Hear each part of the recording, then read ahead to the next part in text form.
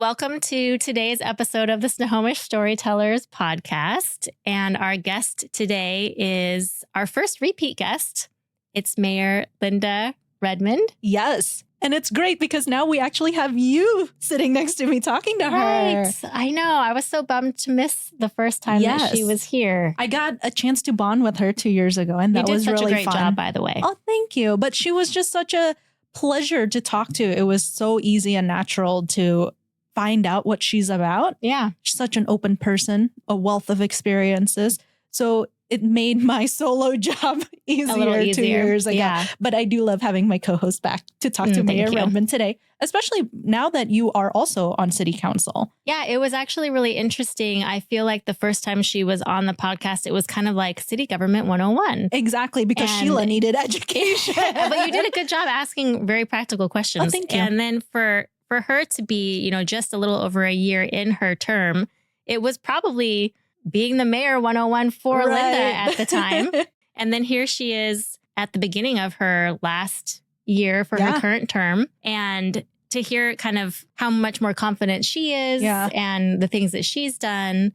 And also for me, myself to somehow, I don't know how, in the last couple of years ended up on City Council. That was a really different perspective for me as well, to be listening to what she was saying. So it was kind of a full circle. Yeah. And it's cool that she's our first repeat guest. Yes. Which is fun. Who better to have the honor of doing that? And it's such great timing because, we're working on the First Street Master Plan. And to hear that from Linda's perspective, I think is also really helpful. We've been talking about it with an HDSA, but to kind of hear it from, city leadership side, it's just kind of a nice, additional perspective to bring into to everything that's going on. And I think it's a good reminder for everyone as to how much work there actually is to run a city and how much of it as just a resident I don't see or think about. It doesn't keep me up at night.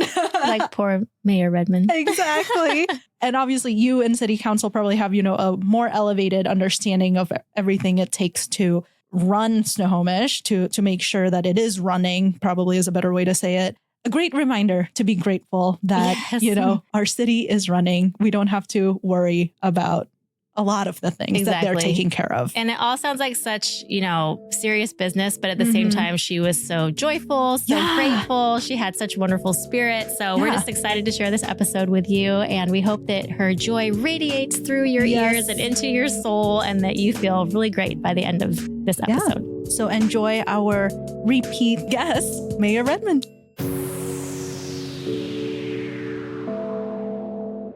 Sheila, Megan, we just have the most positive, wonderful, cheery person on the other couch today. And we're already just flooding the room with compliments with her positivity. And I'm loving it.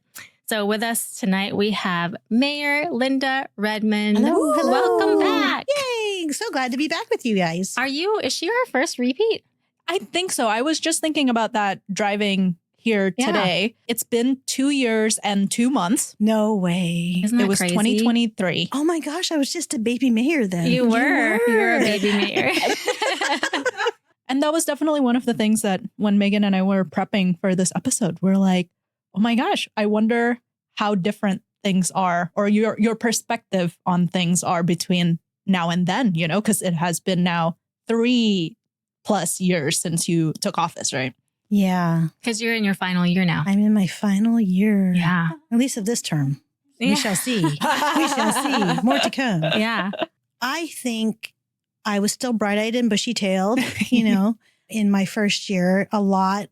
When you come into this position, a lot comes at you at once. And you're like, what do I know? What do I not know? Right. I was on council before, so I did have some familiarity, which was very helpful. It also is helpful to work with council because you understand kind of what they need to know. But at the same time, you're still realizing all the things you don't know. Like you're starting to realize that saying like, just enough to be dangerous. Like that's kind of where I was. No, I feel like I've really deepened my knowledge and I don't know, gotten a more realistic sense for what you can hope to make changes in over a certain span of time. Yeah. And what it takes to kind of like steer the ship in another direction. Like it's a big ocean liner and you're like trying to get it to shift a little bit of direction. So there's a whole lot that goes into it, and just knowing a little bit more about all of the stuff that's kind of behind the scenes is really, really helpful. And to have those deeper relationships with the staff that are doing all that work for the community, sort of invisibly and thanklessly a lot of the time. But they're all dedicated public servants. They just want to do what's best for the community, and they depend upon council mainly for like the policy direction, and then the mayor's office for sort of saying, okay, this is how we will implement those policies.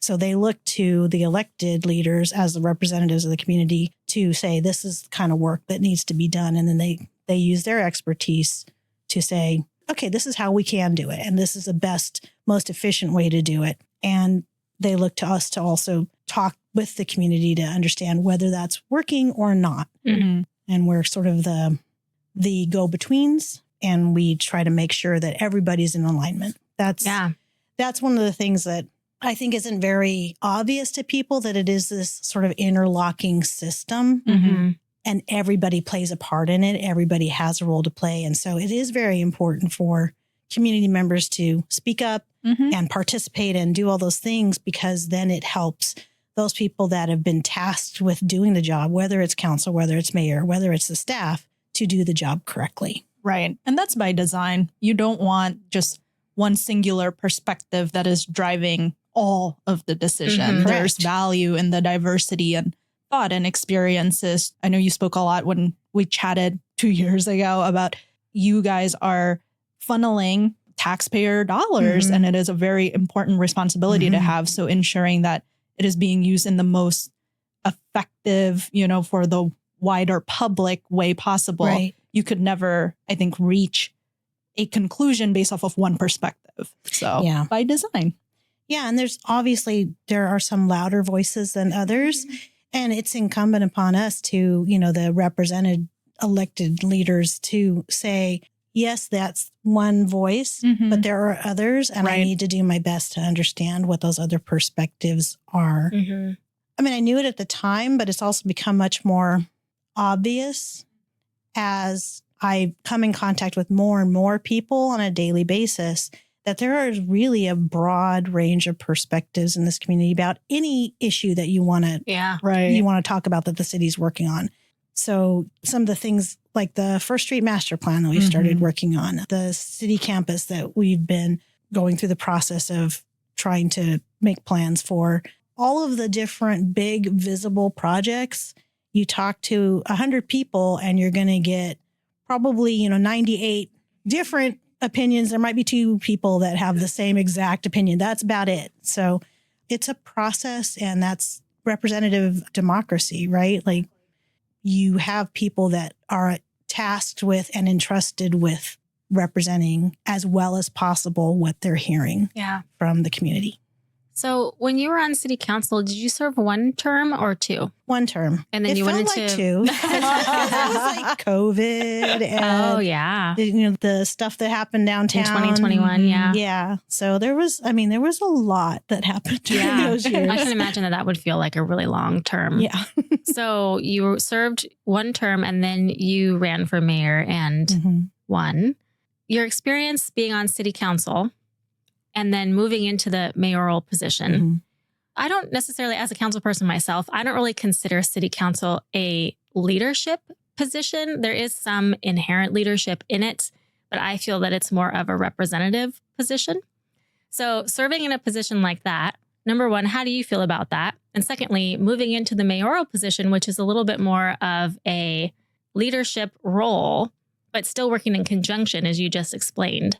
How has that experience been different for you?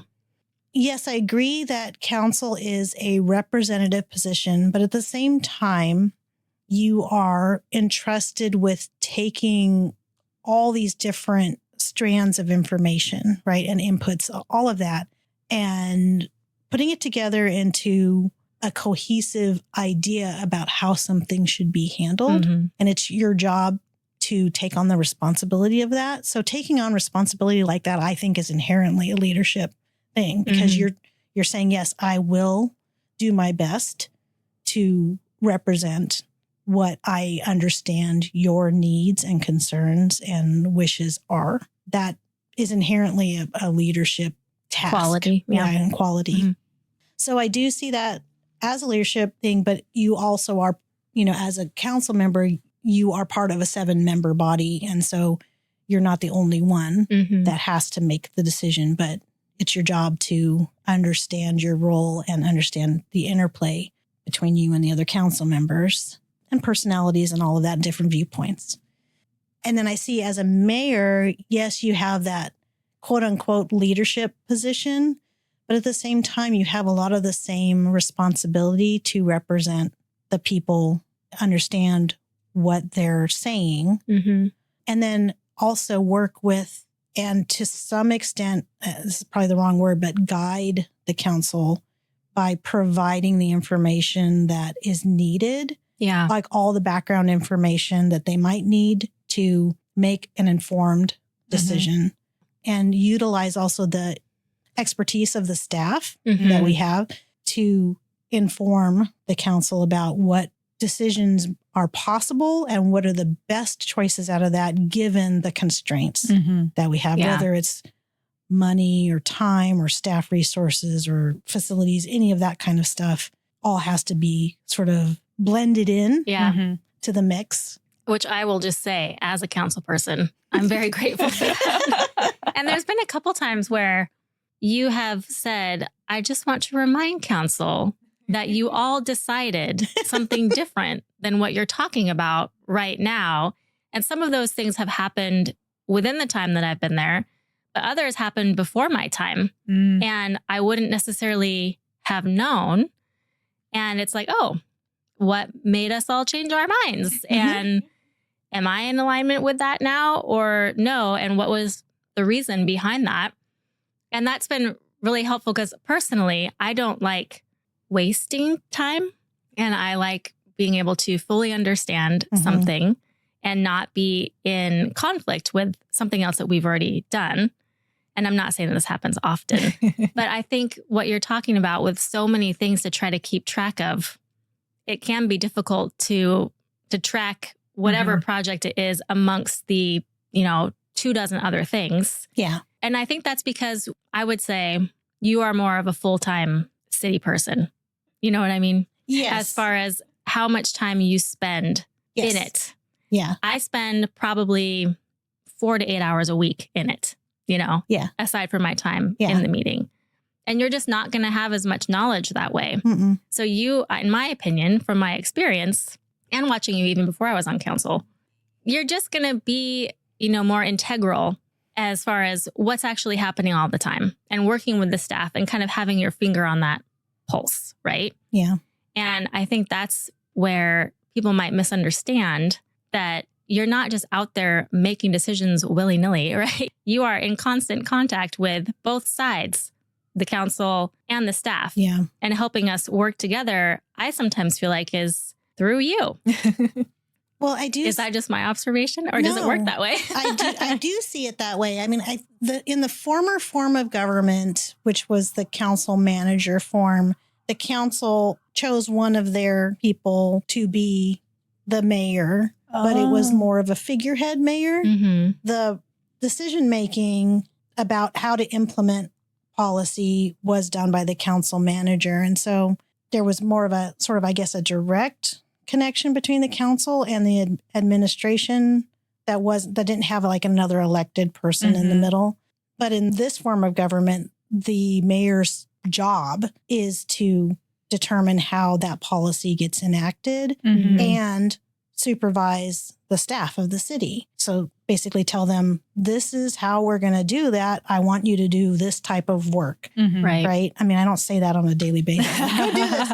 That's not what I do. But it is, if there are questions about how things should happen, then I'm supposed to provide that guidance. So I kind of almost have a dual role. Yeah. I'm not just like the person that tells the staff what to do. I'm also interpreting what council is saying. Yeah, I think that's what people misunderstand about the mayor is that you're not just like coming in and making, calling all the shots and telling everyone how it's going to be. Like you have the job to know and understand what council has set forth to do, which, like I said, we are representatives of people with our job, and then make sure that that's getting delegated to staff and that we're all staying on track with those things. Right. And which so that we don't have to, which I'm also grateful for. But I don't know how you do that. You still have another part-time job? Yeah. Yeah. So it's just, I mean, you're incredible. No. Good job. No, thank you. But I mean, you would know because you do so many things. Like we do the things in our life that are important to us. So, you know, I run my husband's business and I do the city. I run the city, I guess. Yeah. I mean, I don't. No big deal. Whatever. No, but it's all, you know, you do the things you love. Yeah. Right. And you take care of the people you care about. So I feel like that's what I do. Yeah. Well, speaking of things you love. Yeah. What things have happened throughout your term so far that you have felt like especially proud of? There's like so many things that we've done. I actually have been trying to look back on the things that have happened over the last 3 years. Because I'm getting ready to have like the state of the city.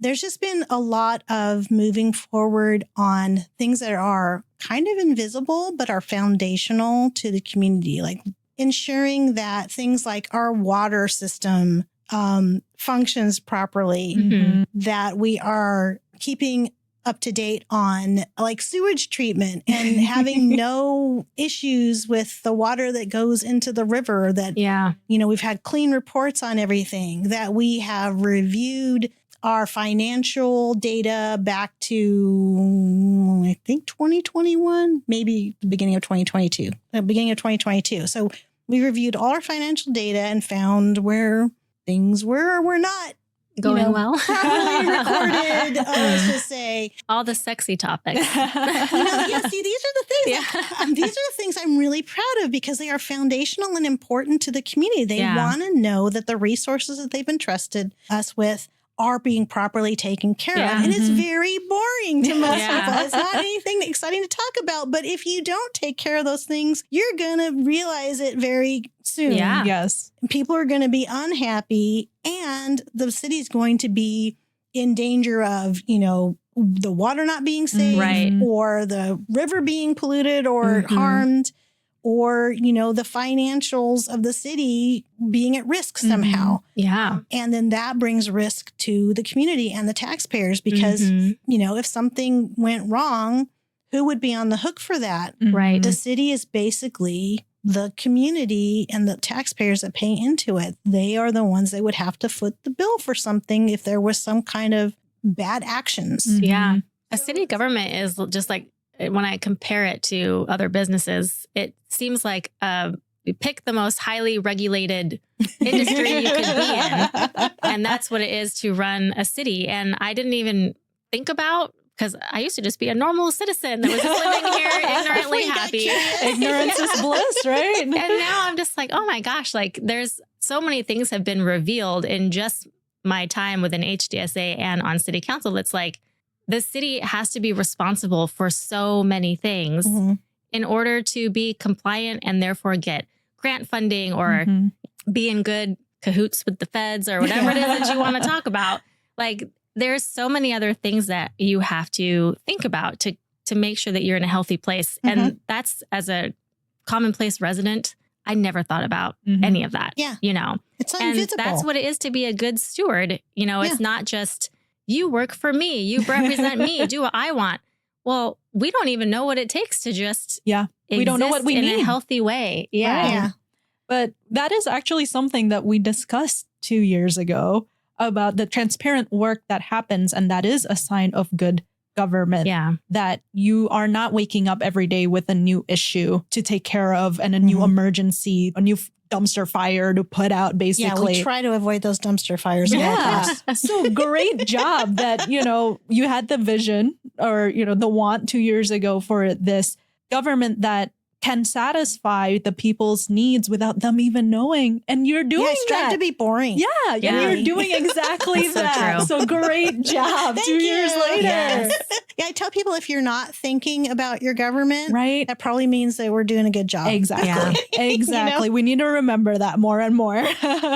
And not to like completely throw a wrench in the not thinking about it part, but let's talk about the things that we are thinking about. So you already mentioned we have a couple big projects that are in the works right now. And one that we've been highly focused on, which actually Siobhan and I were just working on today, is the First Street Master Plan. So from your perspective and from your role, do you want to just give a general description of the First Street Master Plan for our audience? Sure. Well, I'll start off with saying that there is nothing set in stone yet. Yes. So the First Street Master Plan project is the impetus for it is because we know that the infrastructure, which is like water, sewer, any of that stuff that's underground, is super old. Yeah. Like And- centuries. Yes, like some of it may be going back to when the city was founded. Wow. Wow. So, but we don't know. Like we Mhm. don't really have good records Mhm. all the way back to then. So we don't know when things maybe were replaced or not. Mm-hmm. So we don't know what's going to happen when we dig that up and make sure that everything is functioning properly. So we have to tear that up.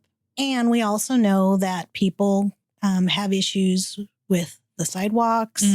They want to see trees. They want to have multimodal access. They want to have space for possibly sitting outside, eateries. They want to have benches. All these different things have been brought up as things people have asked for on First Street. So it's an opportunity, if we're digging everything up anyway, to rebuild it, to put it back in the way that people want to see it, Mm-hmm. so that it can be a great place for people to come to for generations to come. So, I mean, that's one of the ways I look at these big projects is what can we do to ensure it meets the needs of now and future generations. Yeah. So what we're trying to do is just throw out there all these different ideas as sort of starting conversation points. Like, what do you think of this? And what do you think of that? Have you thought of this? Have you thought of that? As just ways for people to kind of think, okay, this is what it is now. There are these issues that I've noted about it. Are there potential solutions that we can build in as we rebuild First Street? And that's it. We can rebuild it back exactly like it is now with better sidewalks. And that is a total possibility. Or we can say maybe certain sections of it would be good for having additional areas for outside cafes or additional areas for benches or things like that.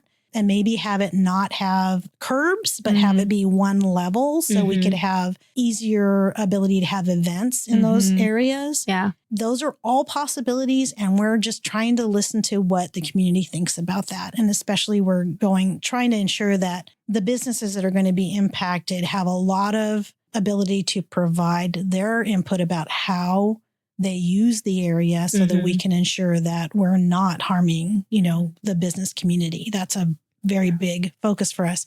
We also know that it is a place where the community likes to gather and we have visitors. So it's an economic development issue as well. So how do we encompass all of that in this plan? But there's nothing set in stone and we just want to hear from people what their ideas are. And we're going to throw stuff out there and have you react to it. Give us feedback on that so that we can take that, as we were talking about earlier, as representatives of the community, taking that and saying, what's the best solution here? Totally. But the issues have been around for, as you said, since the start of Snohomish time, basically, right? Yeah. Parking's always been an issue. Back to when we had horses, apparently. We have records saying that. So The complaints, even from the horses. There's nowhere for my horse to stand. And you did mention, if we're going to dig this up anyway, let's think about it in a holistic way to also consider future uses. But was there anything in particular that kind of prompted, was there like a tipping point or a project that was like, okay, we have enough things now that maybe we should look at it more holistically versus piece part? So the things that I know of is we had to replace some kind of pipe And we found that it was like a cast iron pipe or something, and there was this buildup in it so that the actual flow diameter was vastly restricted. So I know that made us go, oh, what else is going on down there? Gotcha. And we've seen like sidewalks shifting and there being more issues related to that. We recently did an ADA transition plan where we were looking at how accessible are facilities for people with disabilities or mobility issues and trying to ensure that, anybody can come downtown, right? So those are all the things that have kind of fed into this idea that, you know what, it might be time to really get serious about addressing this because we know now how old some of those pipes are and the fact that they are not going to continue to function for a whole lot longer. Which is a much bigger problem. Yes. It's really, that would really be a very big problem economically. Yeah. If suddenly we had this huge sinkhole or something in the middle of First Street, like we want to avoid that. Yeah. At all costs. Yeah. And that's important to think about. Like two things that I was thinking when you were talking is one, the opposite of preventative maintenance is emergency maintenance. Right. And that can actually have a much greater impact on any business. And then also people that want to come down here because you didn't get a chance to plan for that. Right. And it's hugely more expensive to do emergency repairs. Yeah. And that's one of the issues. For sure. Can you explain to us why it is so much more costly when it's an emergency repair versus something that we planned to do? Well, I mean, there's a lot of different factors depending upon the scenario. I probably don't know all of them because I don't look at all of the different cost line items all the time. There's just a lot. Right. But I mean, part of it is that you are going to have to try to get somebody, whoever's available at the moment that you need it with whatever equipment is available. And there's, demand pricing. A lot of times what we have to do for big projects is we do a request for proposals and you have to take the lowest responsive bidder, meaning the bidder that meets all the requirements. And that way that process is intended to get the city or any government the best pricing possible. So you're going through a competitive process and people are trying to get the job by bidding lower. Well, that doesn't necessarily apply when you have an emergency situation where you're just going with whoever is available and you're going to pay the price that they state and you're going to get the job done. Yeah. Also, sometimes you have to put off, if you're doing work, say in-house and you've got crews that are supposed to be working on some other project, but this bigger emergency pops up, then you have to delay that other project and there's costs associated with delays of other projects. So, I mean, there's a lot of different factors. Who knows what it would be for a specific scenario, but those are some of the issues that. But overall, it is the responsible thing to do, back to the point of, the role as the mayor and also the council to select the best way to utilize taxpayer money. It is just more fiscally responsible to do it from a preventative perspective than an emergency perspective. Yeah. And in the case, if it was something on First Street and we had a sinkhole or something and businesses had to shut down, they might have inventory that they've, that's perishable in some way, like, restaurants and stuff like that. They would lose that. Or say it means that the electricity has to be shut down, those types of things. I mean, or it causes leakage into their business and damages buildings. That's what I think of most of the time. Like, can you imagine a sewer disaster downtown? Exactly. Coming back into people's businesses? Like, ugh, nobody, I don't even want to think about that. I will tell you, my first couple of weeks being on the job as mayor, I could not sleep at night because I knew that we had such old infrastructure. Yeah. I talked to staff and tried to find out, can you guarantee me that this isn't going to break? Within you can't. Right? There's no such thing as, And so I would wake up in the middle of the night, thinking about sewage running down the middle of First Street. And what would I do? Yeah. Literally, I'm it's sorry. kept me up at night worrying about the businesses down there. I'm crying right now. Oh my gosh, Linda. Oh man, you are very emotionally invested on that. Go. Thank you. No, seriously, it worried me so much that I didn't know what we would do for the businesses. How would we keep people from losing their businesses? because I think, a lot of businesses are family businesses and they depend upon that for their livelihood. And they've got kids and they've got, people are dependent upon these businesses. And so to think like I wouldn't be able to prevent that kind of hardship for them, I literally couldn't sleep for a couple weeks. And then finally I had to say, like, enough is enough. I can only do what I can do. So that's the answer to your question. Mayor Redmon couldn't sleep. And she's like, I got to be able to sleep. We need to talk about this. So do you sleep better now that we have started the conversation about the First Street Master Plan? Oh, there's always some new thing. Yeah. Some new thing to keep me awake at night. Well, hopefully we all can help in providing our feedback and input to all of this and being along for the ride. We can help Mayor Redmon sleep better at night. Well, that's what I was going to say is like, I feel that just staff wise, you're so well supported, but also we have this community has such wonderful support as well. Like, even just HDSA being involved, and there's more than just you worrying about the business. I mean, I've had the same experiences, but I understand what that feels like. And I think when I remember how many people are actually, ready to act and are currently acting already, and as many people that are trying to have resources and be available and support our small business community, it does make me rest easier that a lot of us really do care. We do. Yeah. We do. And I know it may not seem like it, especially if you're not that like involved or tuned in. Yeah, because you don't see it all the time. You don't see it. And you don't have to think about it, right? That's the goal, is you don't have to think about it. It's taken care of for you. But we encourage involvement because I think the more you know, then the more you know where to speak up and where to just go, okay, I know that's being handled. Like, and you can feel empowered. Yeah. And realize that your voice does actually create change if and when you speak up. Like we listen to that. And we appreciate that you listen. Well, you've told us so much, and you do have to leave in a little while to go to another thing. You're going to Hagen to meet and greet just constituents. Hang out for an hour, which is so great that you do that if they want to. Is that something you do regularly? Yeah, I do it every second Wednesday of the month. I go to Hagen from 5:30 to 6:30. And last time I had like 3 people show up. One was a little guy. He was 7. And he had like this essay that he wrote in class. And it was about anti-littering laws. And he turned it over and showed me. I had all of my friends sign it. So all of his classmates had signed it. And I was like, you made it into a petition. Yeah, that's so beautiful. Yeah, and then I read it to council. Yeah, that was great. That made my night. I love moments so like that at council.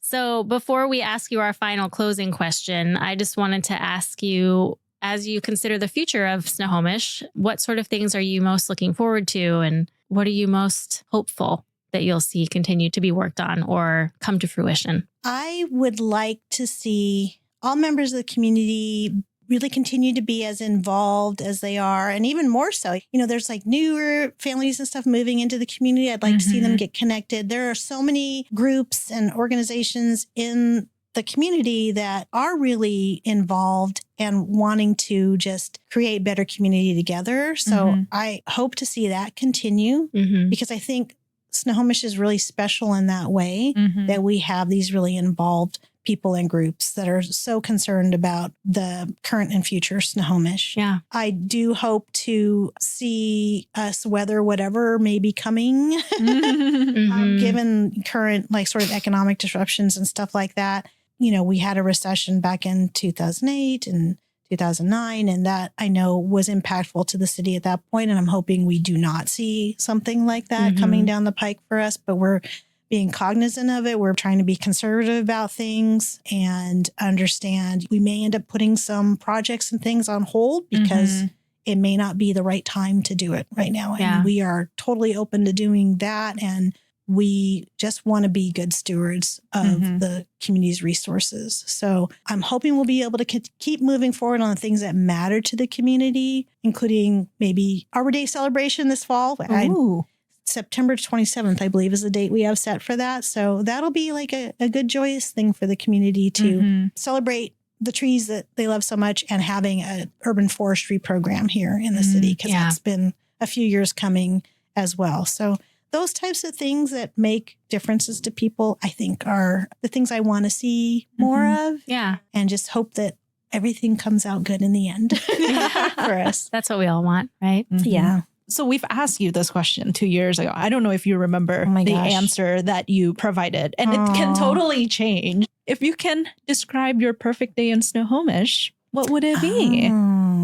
I think I might have said something about like going with my family downtown and like going to have lunch or something like that. But what does today Mayor Redmon like to enjoy in her perfect day? Oh my gosh, I work so much. So maybe not working is a start. Day would be not working. I think one of the community events and being able to just go out, you know, in the morning for like a parade or whatever, viewing the parade, and then just wandering around amongst all the visitors and the members of the community and just seeing the joy that those events bring on, seeing that and just hanging out with people in that way would probably be on a sunny day, of course, would probably that always has to be part of the description. That would probably be my perfect day now because those moments, seeing people be happy together, being in community together, have just become that much more sweeter for me because I feel like somehow I've had a part in that. For sure. You knew how much hard work went into creating that, again, back to the invisible work, right? Yeah. All of the great things that have to have gone well so that they can have that joyous moment. Yeah, that everybody in the community is working together to make this thing happen. And here we are having fun and enjoying each other. You know, that is very rewarding. Yeah. So I think that's my perfect day. So well. Yes. Like what I mean by that is the joy that you radiate when you're among people is it's tangible. And I've always really appreciated that about you. We have a photo of you we have a photo of you at Holy, and it's from last year, I think. I think I know the picture you're talking about. I love it. And we'll share it when we share the podcast. But I think you were throwing color at either me or my daughter, Amy. But I took a picture of you and you have the biggest smile on your face. It is pure joy, like the definition you're of just joy. having so much fun. It was such a joyous celebration. It really was. It really was. But even like whether it's, you know, showing up as Santa's helper at the Christmas tree lighting, or when you're just, you know, walking among people, or even when you're working at an event that's more informative, like you the do ribbon bring cuttings. joy. Yeah, the ribbon cutting. Like, it always makes me so happy. Like, you know, you're happy, the business owner's happy. Like, there's just so much happiness that goes on during these ribbon cuttings. Yeah, it's like the launching of a dream. It's great. Yeah. It's very genuine. And I think you do really feel the reward of your work, and you let people see that. And I think that's really important. And you're doing a great job. Oh, thank you. Well, thank you. And I hope you have fun at your meet and greet. And to remind everyone, you can come talk to Mayor Redmon every second Wednesday at 5:30 to 6:30 at Hagen. Yay, thank you for that. Yeah, no, it's great. I've really enjoyed that. And I've enjoyed being here with you guys. Thank you so much for doing this and for all you do in the community and for spreading joy, spreading the magic of Snohomish. So I appreciate it.